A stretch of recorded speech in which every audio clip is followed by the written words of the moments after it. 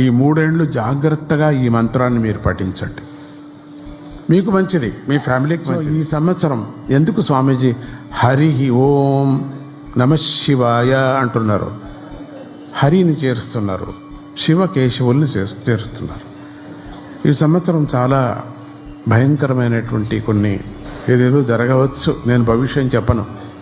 ఇంకా మనకు ఈ 1 సంవత్సరం 2-3 ఏళ్లలో మనకు చాలా కొంచెం ఘోరంగా ఉంటుంది. చాలా వింటున్నాం, మనం చాలా వింటున్నాం. అట్లా ఈ సంవత్సరం మొత్తం మీరు చేశారనుకుంటే ఈ కెలమిటీస్ అన్నీ పోతాయి. మీరు శివుడు ఆలయానికి వెళితే హరిని చూడాలి. మీరు శివుడిలో శివ ఆలయానికి వెళ్ళినప్పుడు హరిని చూడాలి, హరి ఆలయానికి వెళ్ళి శివుడిని చూడాలి. మీరు జ్ఞాపకం పెట్టుకోండి. అక్కడ శివస్మరణ చేయాలి. హరి ఆలయంలో వెంకటరమణ స్వామి దగ్గరికి వెళితేనే నమశివాయ అని మనసులో అనుకొని వెంకటరమణ స్వామిని దర్శనం చేయండి. భేదమే చూడకూడదు మీరు.